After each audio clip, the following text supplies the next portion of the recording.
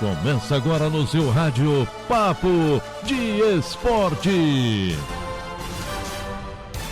Segunda-feira de carnaval, ótima semana pra você. Vamos juntos com as principais notícias do dia no mundo do esporte. Segunda-feira após rodada, é claro que não pode faltar aquilo que viralizou no final de semana.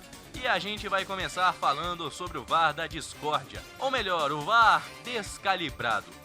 Meus amigos, só no Brasil acontecem coisas assim. E que vergonha, 36ª rodada CBF. O VAR vai falhar em um jogo importantíssimo, que mexia tanto na parte de cima como na parte de baixo da tabela. Aí não dá, né? Na vitória do Inter sobre o Vasco em São Januário, o primeiro gol foi marcado por polêmica e muita confusão na hora da validação. Foram quase 5 minutos de espera. E o sistema que deveria conferir a posição do atacante do Inter no lance do primeiro gol não funcionou. E a revisão foi feita no olho para a reclamação dos vascaínos. E acredite se quiser, de quebra, reclamação também dos flamenguistas, que estavam de olho em um possível tropeço do Inter. Agora, não parou por aí. No segundo tempo, o Vasco teve também um pênalti para lá de discutível marcado. E ele virou piada também nas redes sociais. Só porque era duvidoso? Não. Mas sim porque o artilheiro Germancano bateu e perdeu. Bola pra fora e o Vasco mais complicado ainda na briga contra o rebaixamento. E pra fechar o jogo pra lá de esquisito em São Januário, um gol constrangedor pro Vasco e consagrador pro Inter. Thiago Galhardo voltou depois de longas semanas sem atuar. E voltou também para a artilharia do Brasileirão. Ele fez um gol nos acréscimos do segundo tempo, com a marcação da defesa vascaína parada ao longo de todo o lance. Ao final, o jogador do Inter se emocionou, até tirou a camisa e tomou um amarelo, mas não será problema para o próximo jogo do Internacional. Só para concluir também o que foi destaque nesse final de semana, além de Flamengo, Inter e Vasco, ainda há um terceiro time na disputa pelo título do Brasileirão. É o Atlético Mineiro? Não, é o São Paulo, amigos. Acreditem se quiserem. Com a vitória de virada sobre o Grêmio, o São Paulo mantém viva a esperança, apesar de ter apenas 1% de chance de ser campeão brasileiro. Já o Atlético deu adeus à briga pelo título. Vamos falar então sobre os jogos desta rodada. O Goiás venceu por 2-0 o Botafogo e está de vez na briga para fugir do rebaixamento. Tem apenas 2 pontos a menos que o Bahia, que é o primeiro time fora do Z4. Pode inclusive, dependendo de uma combinação de resultados, sair da zona da degola na próxima rodada.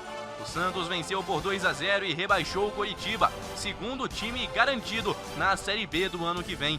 O Atlético Mineiro empatou em 1-1 com o Bahia no Mineirão. O Flamengo venceu o Corinthians por 2-1 no Maracanã e o Vasco perdeu em casa para o Inter, 2-0. O Palmeiras voltou ao Brasil e venceu o Fortaleza por 3-0 no Allianz Parque. Resultado construído ainda na primeira etapa. O Atlético Paranaense venceu por 2-1 o Goianiense na Arena da Baixada.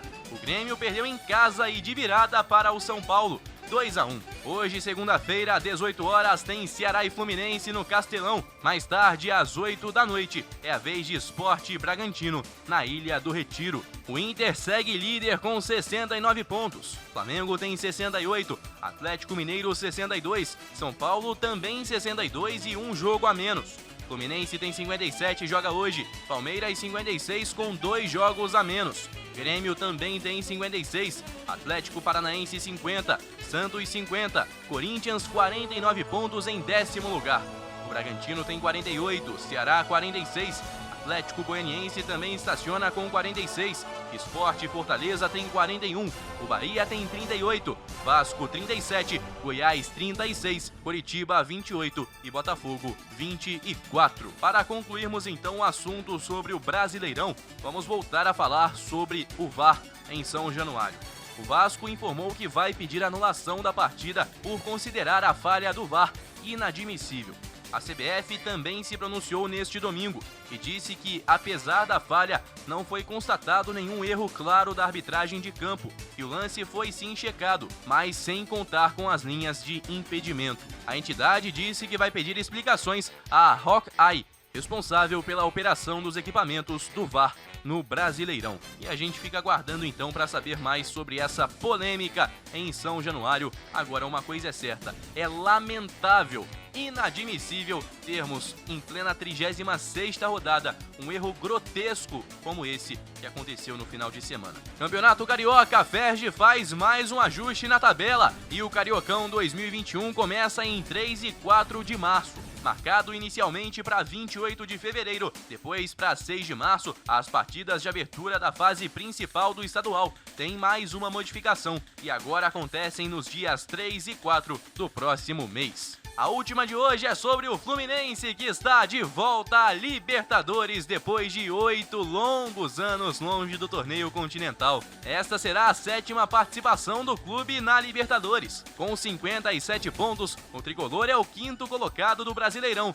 e por enquanto está garantido na pré-Libertadores. Porém, se vencer o Ceará hoje, vai colar no G4, zona de classificação direta para a principal competição da América do Sul. Agora só falta decidir onde, etapa preliminar ou fase de grupos. Mas uma coisa é certa, torcedor tricolor, pode comemorar, o seu time está de volta ao principal torneio do continente em 2021.